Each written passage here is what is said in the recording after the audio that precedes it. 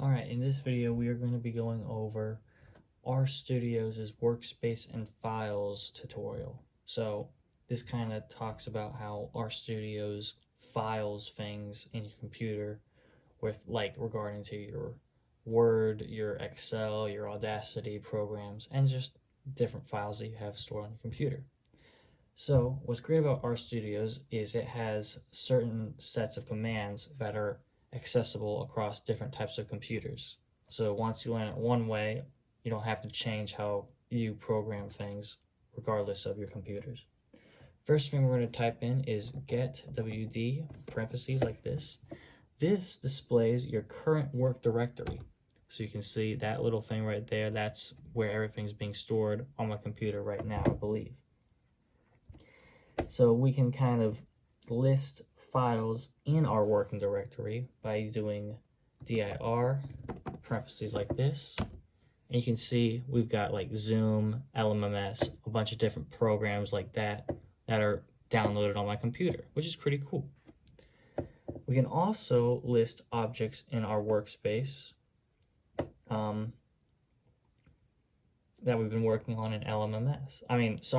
That we've been working on here in R. So if I type in ls parentheses like this, and we enter this, this shows a bunch of different variables that I have been storing here on RStudios, which is pretty cool. So now we're going to make a new directory, and this would be kind of like a blank slate. So if I type in dir.create, and then I'm going to name this new directory as you want your quotation marks. Whenever you do this, you want quotes, and then type in whatever you want to name your new directory. So I'm going to do test_dir like that, and enter, and then you can make a new directory like that. It's got a warning message because it already exists on my computer. So now I'm going to make a new file in this directory. So I can do that by doing file.create, and then you got to do your quotes. My test.r. So you can kind of see that right there. Awesome. And you click enter, and it says true, which means the file has been created. And then you can check this if you want by typing in file.exists,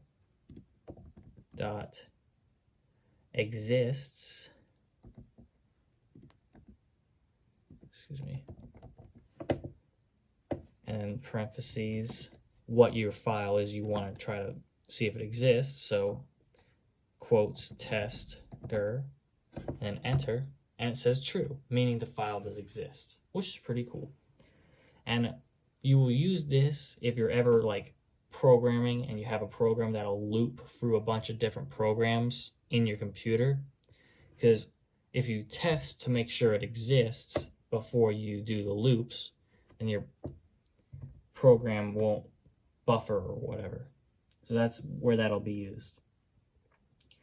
So now we can rename files as well. I'll show you how to do that. So we would do file.rename, and then how it is kind of in here is we would have quotation marks, what our file name was, and then comma, quotes, what our file name is going to be now. So our file was mytest.r. And so that's one. Then we would do comma, new quotation marks, and I want to name it mytest2.r. So you can kind of see we got the file.rename, then from comma to, meaning it was this, and now it's going to become this. Enter, true, so it worked. Now I'm going to save a copy of this file. So I'll show you how to do that. So we would do file.copy. You can kind of notice a pattern in the naming here of these programs. And also has, again, this from to as well. So we are trying to take a copy of our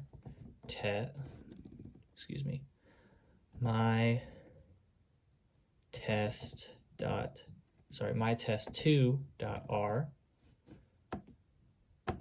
comma, new quotes, and we're going to name this new copy my test3.r. So you can kind of see that. So my hands are out of the way. You can see that file.copied, and we got our from my test2.r is going to become, so this is the to section, my test3.r, and true. So it worked, which is pretty cool.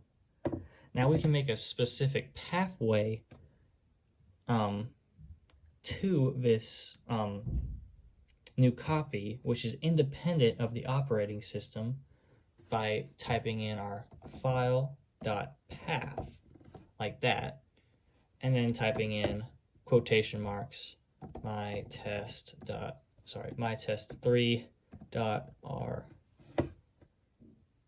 I forgot my quotation marks. You never want to forget your quotation marks. My test3.r. And so we got this file path. And if it lists the name of your file underneath it afterwards, that means that you got it right. Cool. So now I'm going to show you a few more things, and then we'll wrap this video up. I know it's a little longer than 5 minutes, but this is kind of complicated stuff. So now I'm going to make a new directory in this current working directory and make a subdirectory in one whole command. So we would type this. We know how to make a new directory with our dir.create. Then we want to make a file path in it. So we would do file.path. This would make our subdirectory. And then we would type in another quotes, and our another parentheses, and then quote. We want our testdir2, and then quote testdir3, and these will make 3 different directories.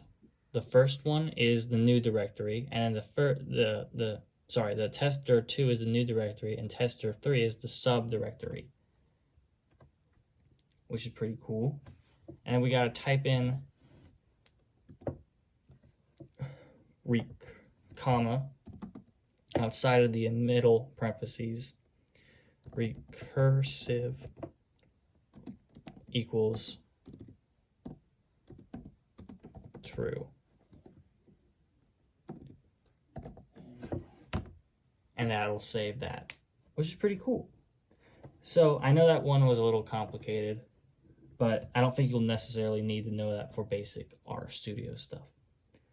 So if you want to go back to your old directory, your first directory, it's pretty easy. All we would have to type in is set wd, kind of similar to our displaying our first current directory, which was the get wd, but for here we do set wd in parentheses. Now we're going to type in our old.dir, which was the variable we sent for our old working directory. So now we are out of the test directory, and now we're back in the old directory, which is pretty cool. And then finally, we can delete our test directory by typing in delete parentheses quotes test directory.